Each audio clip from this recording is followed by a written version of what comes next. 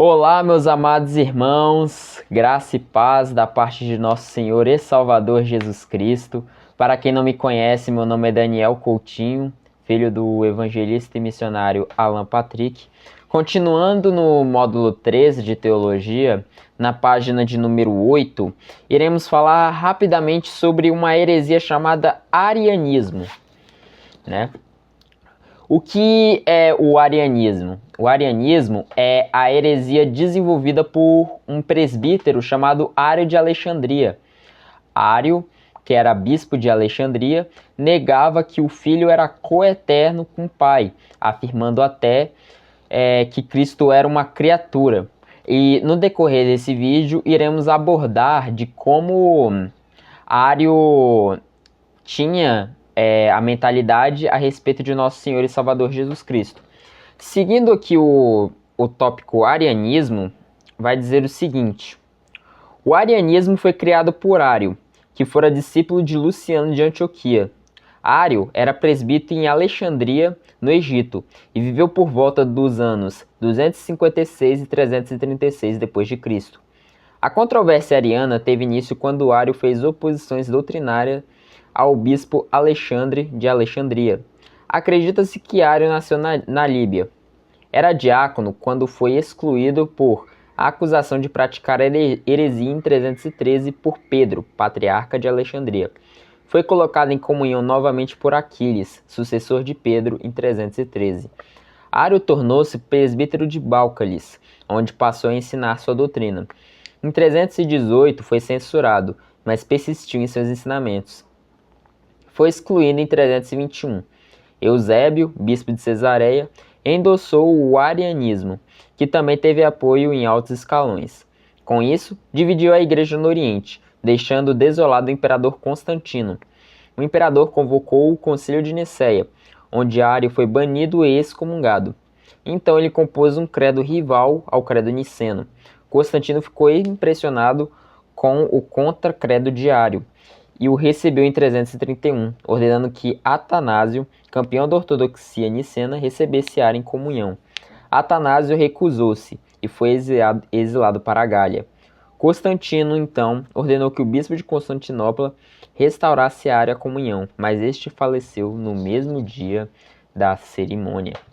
Então, meus amados irmãos, aqui nesse tópico conta, né, um pouco da história de Ário, né?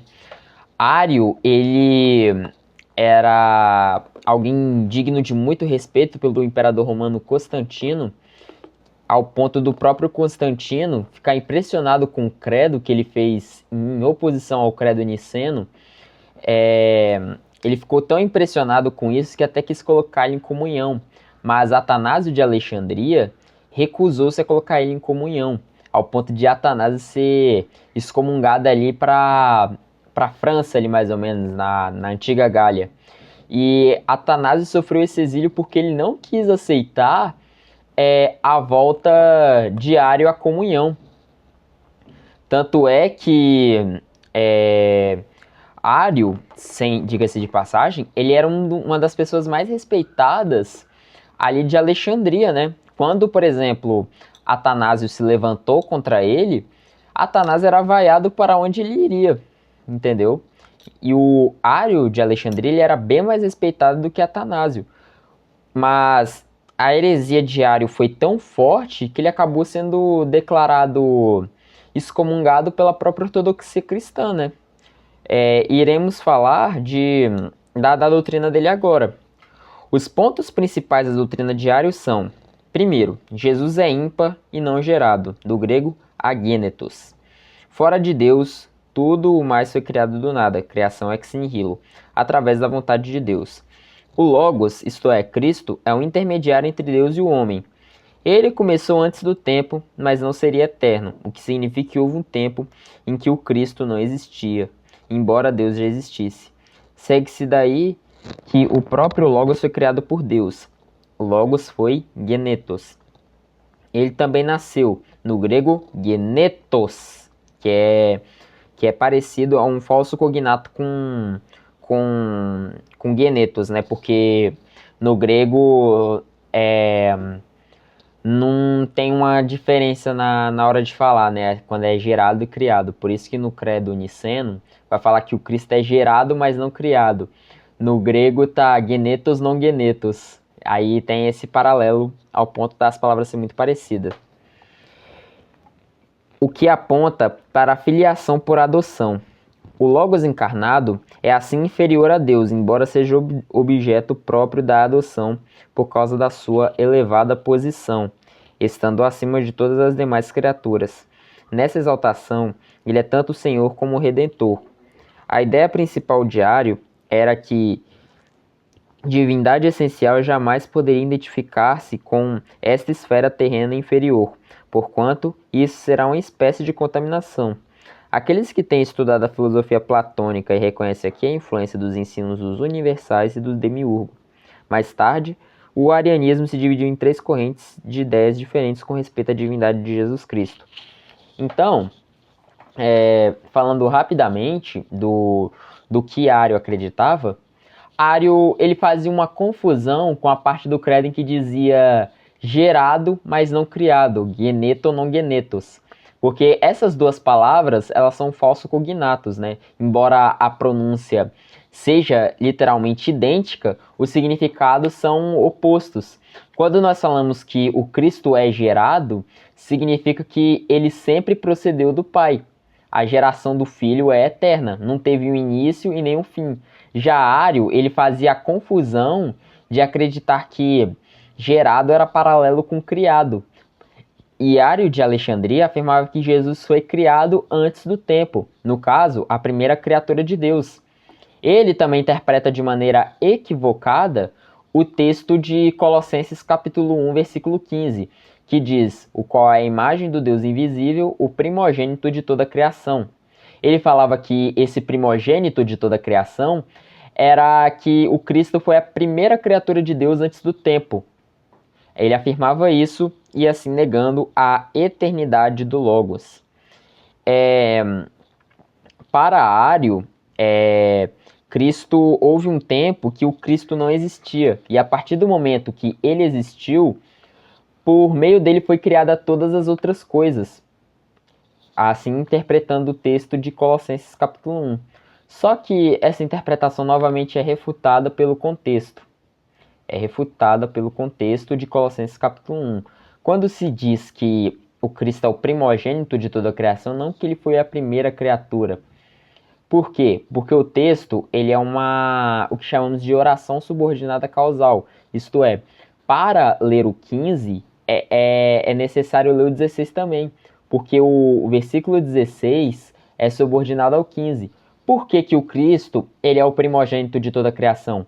Porque nele foram criadas todas as coisas, no céu, na terra, as coisas visíveis e invisíveis, sejam tronos, poderes, principados e potestades, tudo foi criado por intermédio dele e para ele. Então por que que o Cristo ele é o primogênito de toda a criação? Porque tudo foi criado por ele, nele e para ele. Portanto, o primogênito de toda a criação não quer dizer que o Cristo foi o primeiro a ser criado, ou que ele seja uma criatura, mas sim que ele está acima de toda a criação, porque foi ele que criou todas as coisas, não porque ele é uma criatura de Deus. Afinal, Cristo é coeterno com o Pai. Então, o Ario, ele negava isso, ele negava a eternidade do Filho, rebaixando ele a uma mera criatura, fazendo uma confusão com os títulos, com os termos, né? Gerado e criado. Então, para ele, o filho em algum momento foi adotado, o que cai na heresia do adocionismo, né? De que o filho foi adotado. E a, para Ario, o Cristo, ele, pelo fato de ser a primeira criatura, ele estava acima de todas as outras criaturas. Ele era, nessa exaltação, ele é Senhor, ele é Redentor, mas mesmo assim, ele está sujeito a uma mera criação, entende? Então, por isso que Ario, ele negava a existência de Jesus, ao ponto dessa ideia dele parecer com gnosticismo, como se o Cristo fosse uma espécie de demiurgo, né? Um deus menor. Essa ideia é parecida, não vou dizer que é, porque tem diferenças significativas. Os arianos são os que se assemelham hoje com as testemunhas de Jeová, uma religião que surgiu ali no finalzinho do século XIX. O que eles dois têm em consenso é em afirmar que o Cristo ele é a causa das outras criações de Deus e ele é a primeira criatura de Deus, negando assim a sua deidade absoluta e a sua eternidade com o Pai. Então, esse daqui foi o rápido vídeo do que é o arianismo, de quem foi Ário. Eu espero que vocês tenham gostado e em breve faremos um vídeo na mesma página seguinte, que é sobre o pelagianismo, onde Pelágio negava que o ser humano poderia ser salvo sem depender da graça de Deus. Mas, para não ficar muito extenso, nós vamos abordar sobre o pelagianismo em outro vídeo. Fique na paz e que Deus abençoe, em nome de Jesus.